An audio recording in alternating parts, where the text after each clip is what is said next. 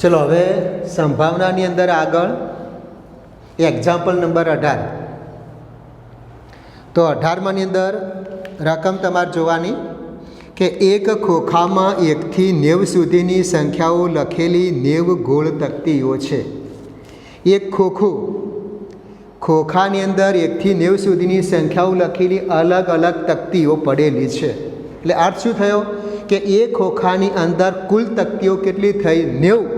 तो कुल तकतीओनी संख्या 90 को अथवा तो कुल परिणामनी संख्या 90 कहेवाय। तो प्रमाणे आपणे कीधुं के तकतीओनी कुल संख्या 90 अथवा तो कुल परिणामनी संख्या 90 कही देवानी।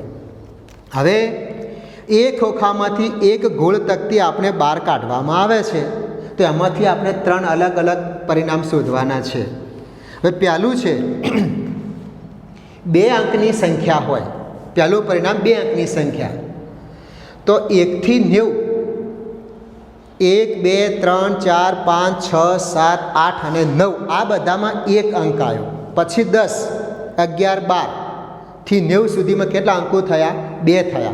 तो आपणे जे तकती 12 काढी एमां 2 अंकनी संख्या होय तो को तो 10 मळे 11 मळे 12 मळे 13 मळे 14 15 कां तो आगळ जता जईशुं કેટલા સુધી છેલ્લે લેવાના 90। એમાંથી કોઈ પણ એક તકતી બહાર આવે તો 2 અંકની સંખ્યા કઈ કહેવાય 10 11 12 13 14 15 16 17 18 19 20 થી આગળ જતા જતા છેલ્લે કઈ કહેવાય 90 કહેવાય।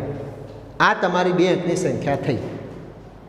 તો હવે એને આપણે ધારો કે ઘટના 1 કહીએ તો લખવાનું કે ધારો કે ઘટના A બરાબર बहार काढेल तकती 2 अंकनी संख्या होय।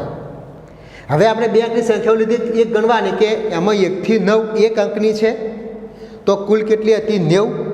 1 થી 9 में केटला थया संख्याओ 9 तो 90 मांथी 9 ने सीधा बाद करी नाखो अथवा तो आ प्रमाणे आपणे गणवा तो कुल केटला थाय 81। 81 संख्याओ 2 अंकनी तरीके ओळखी शकाय। तो घटना ए एना परिणाम केटला कहेवाशे 81। घटना एना परिणामनी संख्या 81 के जे 2 अंकनी संख्या में आवे छे। माटे संभावना पीए बराबर घटना एना परिणामनी संख्या 81 भाग्या कुल परिणामनी संख्या 90। 9 गुण्या 9 81 9 गुण्या 10 9 9 उड़ी जशे 1 9 भाग्या 10 बराबर 0.9। आ तमारी पहला परिणामनी संभावना तरीके ओळखी शकाय। हवे बीजू परिणाम पूर्ण वर्ग संख्या होय। तमे खोखामांथी जे तकती बहार काढो छो ए तकती पूर्ण वर्ग कई संख्या होय तमे जे वर्ग पूर्ण वर्ग એટલે કે જે સંખ્યા બહાર આવશે એનું વર્ગમૂળ શોધી શકાય છે। એને આપણે પૂર્ણ વર્ગ સંખ્યા તરીકે ઓળખી શકાય। तो आपने 1 થી 100 सुधीना पूर्णवर्ग संख्या आपने आवड़ती होवी जोईए अथवा तो आपने 1 થી 90 है क्रम 1 2 3 4 5 क्रम प्रमाणे जाओ एमांथी कई कई संख्या पूर्णवर्ग आपणे अलग लखवानी। तो पूर्णवर्ग संख्या जो पहला 1 નું વર્ગમૂળ 1 तो 1 पूर्णवर्ग संख्या पछी 2 तो 2 નો વર્ગ 4 थाय पण 2 નું વર્ગમૂળ શોધી શકાતું નથી એટલે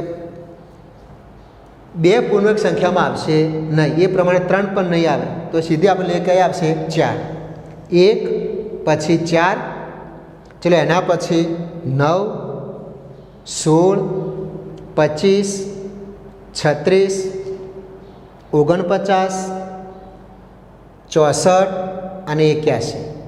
आ बधी जे संख्याओं थई ए संख्याओं ने आपणे पूर्ण वर्ग संख्याओं तरीके ओळखी शकाय।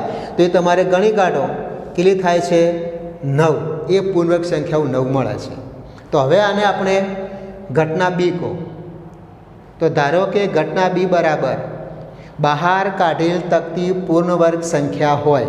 आपणे पूर्ण वर्ग संख्याओं गणी लखी नाखी 9 थाय छे माटे घटना बीना परिणामनी संख्या केटली थशे 9 माटे संभावना पीबी बराबर बीना परिणाम 9 भाग्या कुल परिणाम 90 9 9 उड़ी जशे 1 भाग्या 10 बराबर 0.1 આ બીજા પરિણામની સંભાવના થશે 0.1.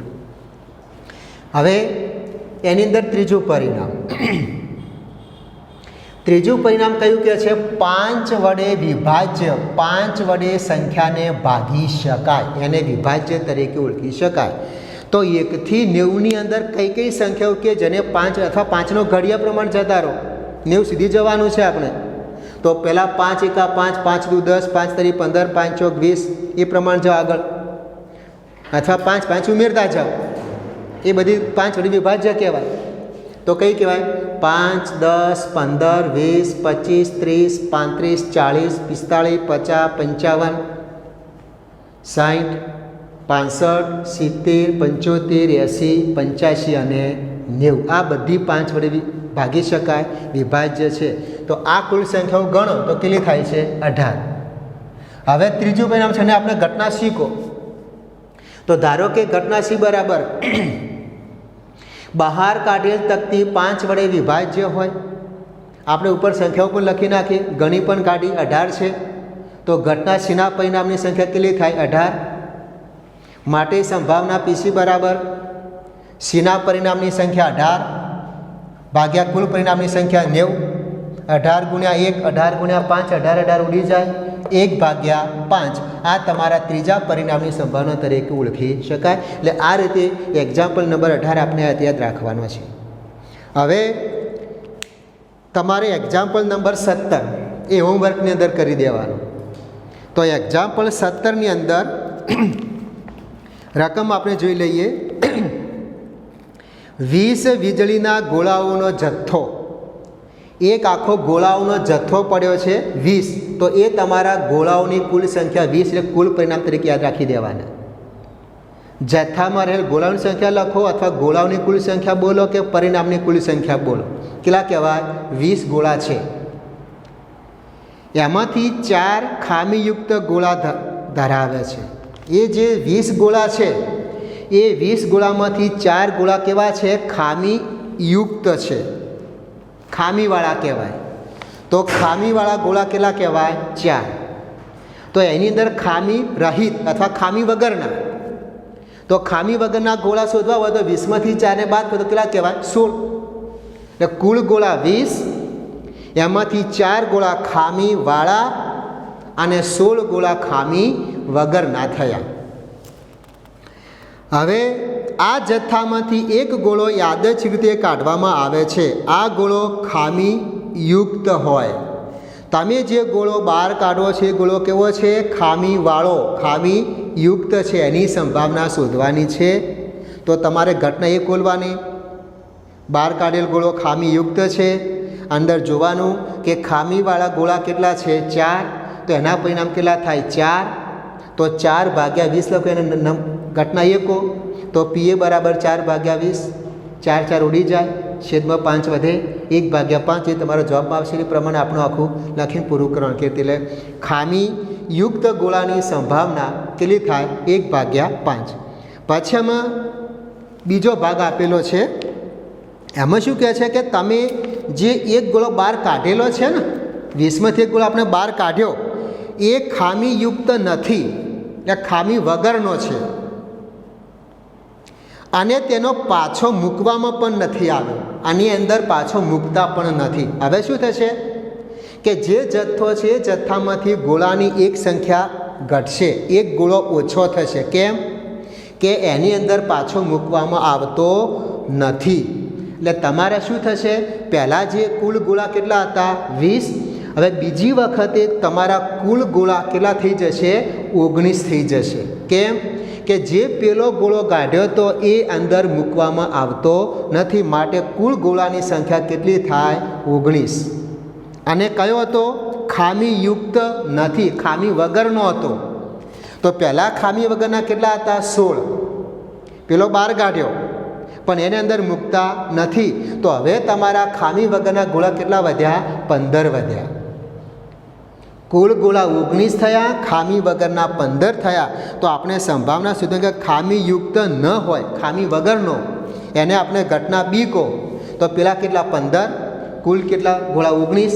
તો ખામી વગરના ગોળાની સંભાવના પીબી બરાબર 15/19 તરીકે ઓળખી શકાય. એટલે એક્ઝામ્પલ નંબર 17 જે હોમવર્ક મેં સમજાવી નાખ્યો એ પ્રમાણે તમારે ઘેર પ્રયત્ન કરીને લખી અને એ પ્રમાણે પૂરો કરી દેવાનું તમારે એક્ઝામ્પલ. ચલો હવે એક્ઝામ્પલ નંબર 16.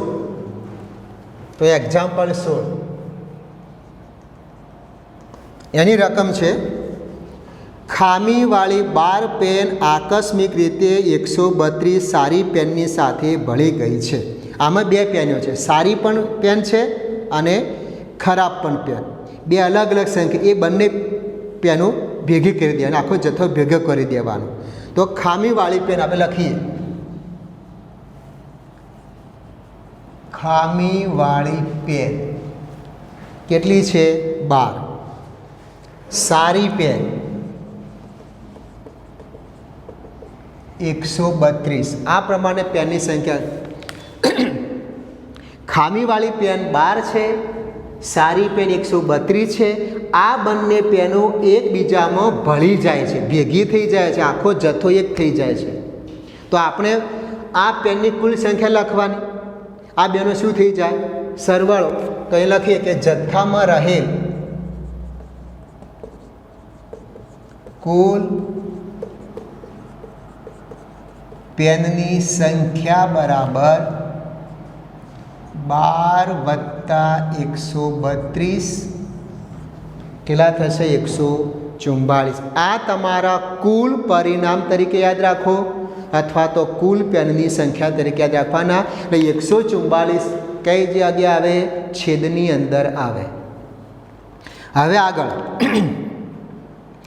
એવું શક્ય નથી કે કેવળ પેનને જોઈને જ કહી શકાય કે પેન ખામીયુક્ત છે કે નહીં. આ જથ્થામાંથી એક પેન બહાર કાઢવામાં આવે છે. જે 144 પેનનો ઢગલો પડેલો છે એ ઢગલામાંથી એક પેન તમે બહાર કાઢો છો, એ પેન ખામી રહિત છે તેની સંભાવના શોધવાની છે. જે પેન બહાર કાઢવામાં આવે છે ખામી રહિત, તો પહેલાં ધારો કે ઘટના એ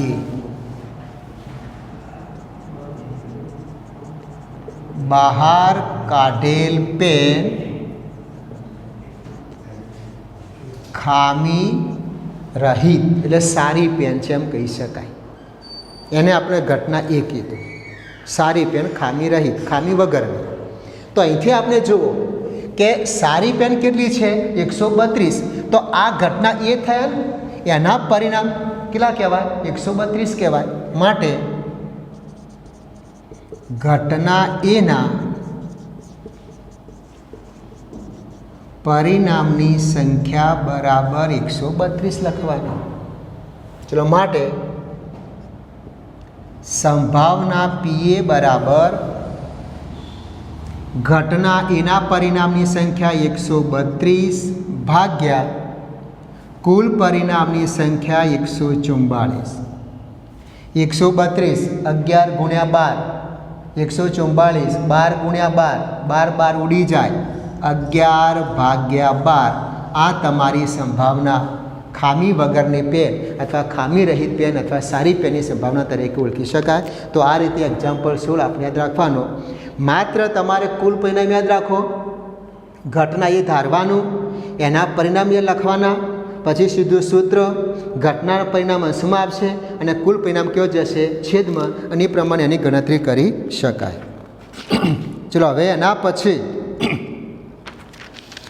આપણે એક લઈએ એક્ઝામ્પલ નંબર 23. જુઓ, સિક્કો આપણે જે આગળ સમજાવ્યો તે પ્રમાણે અહીંયા એક છે.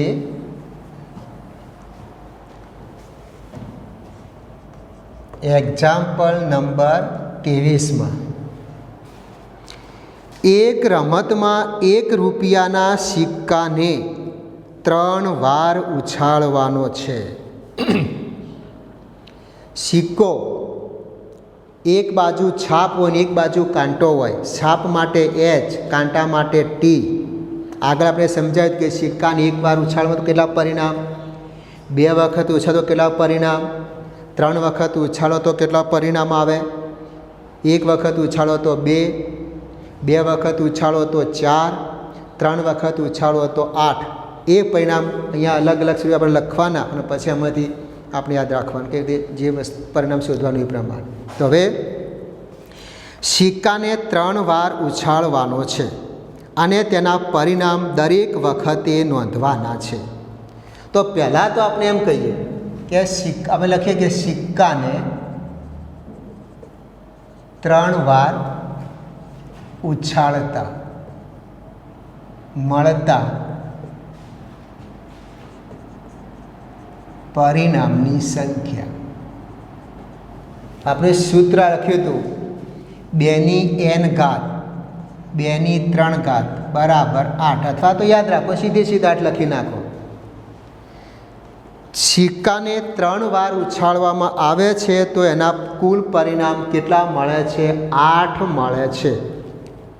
એક વખત ઉછાળો તો 2, 2 વખત ઉછાળો તો 4 અને 3 વખત ઉછાળો તો કેટલા પરિણામ થાય? 8 થાય. હવે કયા 8 છે એ આપણે તમને અલગ અલગ બતાવ્યા હતા. આપણે સીધી લાઈનમાં યાદ નહીં કે એ પરિણામ અહીંયા આપણે લખવા પડે, એના સિવાય આપણે જવાબ શોધી શકાય નહીં. તો હવે એની અંદર આપણે ઊભી લાઈન પ્રમાણે પહેલી લાઈન, બીજી લાઈન, ત્રીજી લાઈન આપણે સમજાવી તે પ્રમાણે. પહેલી લાઈન શું કરવાનું, બીજી ઊભી લાઈનમાં શું બતાવવાનું અને ત્રીજી ઊભી લાઈનમાં શું બતાવવાનું. તો પહેલી લાઈનમાં આપણે શું કરતા હતા? 4 વખત h અને 4 વખત t. કારણ કે કુલ પરિણામ કેટલા થાય છે? 8. એટલે આપણે અહીંયા 8 થવા જોઈએ. 1 2 3 4 5 6 7 8 થયા. એક લાઈન પૂરી, એટલે એક વખત એવર થયો. હવે બીજી લાઈનમાં, તો બીજી લાઈનમાં આનાથી અડધા કરી નાખો. પહેલી વખત 4 વખત h 4 વખત t, તો બીજી લાઈનમાં 2 વખત h અને 2 વખત t લખી દેવાના. h h, હવે t t, ફરીથી h h, t t. હવે ત્રીજી લાઈનમાં બીજી લાઈન કરતો પણ અડધા, 2 નો અડધો 1, તો 1 વખત h 1 વખત t, h t h t h t. આ પ્રમાણે તમારા 8 પરિણામ આપણે એક યાદ રાખવા પડે, આ પરિણામ લખવા પડે અંદર કે કયા કેવી રીતે મળે છે એ પ્રમાણે. હવે આગળ, જો તમામ વખત સિક્કો ઉછાળતા સરખું પરિણામ મળે, સરખું એટલે 3 વખત છાપ મળે કો તો 3 વખત કાંટો મળે, એને સરખું પરિણામ કહેવાય. એટલે કે 3 છાપ અથવા 3 કાંટા. જો 3 છાપ તો આ, 3 કાંટા તો આ, તો અનીપ રમત જીતી જાય છે, અન્યથા હારે છે. 3 વખત છાપ કો તો 3 વખત કાંટો મળે તો એ રમત જીતી જાય છે કો તો રમત હારી જાય છે, એવો અર્થ થયો. તો અનીપ રમત હારે તેની સંભાવનાની ગણતરી કરો. રમત હારે છે એની સંભાવના. તો પહેલાં આપણે એમ લખીએ ઘટને ધારો કે ઘટના એ અનીપ રમત હારે છે, એવું આપણે લખ્યું. હવે આમાંથી કયું લઈ શકાય? તો પહેલાં છે કે જો તમામ વખત સિક્કો ઉછાળતા સરખું પરિણામ મળે, એટલે કે 3 છાપ અથવા 3 કાંટા, તો અનીપ રમત જીતી જાય છે, અન્યથા હારે છે. તો અનીપ રમત હારે તેની સંભાવનાની ગણતરી કરો. તો 3 h અને 3 વખત કાંટો, તો આપણે એવું થયું કે આ 3 વખત સરખું પરિણામ મળ્યું, તો જે અનીપ છે એ રમત શું થાય છે? જીતે છે, વર્ત થયો. તો અનીપ રમત હારે છે, તો એના માટે શું થશે? આ 1 2 3 4 5 અને આ 6 પરિણામ એની અંદર લઈ શકાય. 2 વખત h અને 1 વખત t આવ્યો, h t h, h t t, t h h, t h t અથવા t t h. ત્રણે ત્રણ સરખા પરિણામ મળતા નથી. જો ત્રણે ત્રણ સરખા પરિણામ મળે તો એ રમત જીતી જાય છે. આપણે હારવાની સંભાવના શોધવાની છે. તો હનીફ રમત હારે ક્યારે? તો HHT આવે ત્યારે, HTH આવે ત્યારે, HTT આવે ત્યારે, THH આવે ત્યારે, THT આવે ત્યારે અથવા TTH આવે. એટલે ત્યાં ટૂંકમાં શું કહી શકાય કે ત્રણેય વખતે સરખું પરિણામ આવવું જોઈએ નહીં. તો આ પરિણામ કેટલા થયા? 1 2 3 4 5 6. તો ઘટના એ હનીફ રમત હારે છે તો એના પરિણામની સંભાવના કેટલી થશે? 6. માટે ઘટના એના પરિણામની સંખ્યા બરાબર 6. માટે સંભાવના પી એ 6/8. 3 ગુણ્યા 2 4 ગુણ્યા 2 2 ઉડી જાય. 3/4. આ તમારી હનીફ રમત હારે તેની સંભાવના તરીકે ઓળખી શકાય. એટલે આ પ્રમાણે સિક્કો જે આવે તો સિક્કાની અંદરથી આપણે પરિણામ બરાબર યાદ રાખવાના, કયા કયા પરિણામ શોધાય છે એ પ્રમાણે આખી એની ગણતરી કરી અને અહીંયા આપણે પૂરકમાં નથી જતા, સીધે સીધું જ આ પ્રમાણે યાદ રાખવાનું. પૂરક ઘટના પ્રમાણે આપણે કરી પણ શોધી શકાય, પણ આપણે એ પ્રમાણે આપણે જે શોધવું છે એ પ્રમાણે સીધું જ લઈ લે એટલે આખો સીધો જ કોઈ બાદ બાકી કરવાની અંદર શક્યતા આવે નહીં. એ પ્રમાણે આખી એની ગણતરી કરવાની. એટલે આ દાખલો બરાબર સમજી અને યાદ રાખજો કે કેવી રીતે ગણી શકાય છે. ચલો હવે એક્ઝામ્પલ નંબર 15 એ તમારે હોમવર્કની અંદર કરવાનો, પણ આપણે અહીંયા તમને સમજૂતી આપી દઈએ કે શું કરવાની રીતે સમજાવી નાખીએ. ચલો 15ની અંદર છે કે 5 ચોકટના પત્તા છે. જે પત્તા છે એમાં બધા પત્તા કયા છે? ચોકટના. એમાં કયા કયા પત્તા છે? 200. પછી ગુલામ, રાણી, રાજા અને એકો. આ 5 પત્તા છે કયા? ચોકટના. 200, ગુલામ, રાણી, રાજા અને એકો. પત્તા 5. હવે એનો અર્થ એ થયો કે 5 પત્તા છે તો પત્તાના કુલ સંખ્યા કો અથવા તો કુલ પરિણામ કેવું હોય તો આ કુલ પરિણામ કેટલા કહેવાશે? 5 કહેવાશે. કુલ પરિણામની સંખ્યા અથવા તો કુલ પત્તાની સંખ્યા 5 પત્તા આપણે થયા. હવે એ પત્તાને ચીપીને પછી આમાંથી એક પત્તું આપણે બહાર કાઢવાનું છે. તો આમાં પહેલું આપણે ઘટનાની સંભાવના શોધવાની છે. પત્તું રાણીનું હશે. પત્તું કયું હોય? રાણી. ચલો આને આપણે ટૂંકમાં તમે ગેરવ્યવસ્થિત લખજો. આને આપણે ઘટના એ કહી નાખી. કઈ ઘટના કીધી? એ. પત્તું કયું હોય? રાણીનું. હવે આપણે ખબર પડી જાય કે તમારા 5 જ પત્તા છે તો 5 પત્તાની અંદર રાણી કેટલી છે? 1. રાણી કેટલી થઈ? 1. અને કુલ પત્તા કેટલા? 5. તો આની પરિણામ 1 અને કુલ પરિણામ કેટલા? 5. તો આની સંભાવના કેટલી થશે? 1/5 આવે. બરાબર. તો પત્તું રાણીનું હોય તેની સંભાવના 1/5. એ પ્રમાણે આપણે તમે પૂરું કહી નાખજો. ઘટના એ બરાબર લખવાના.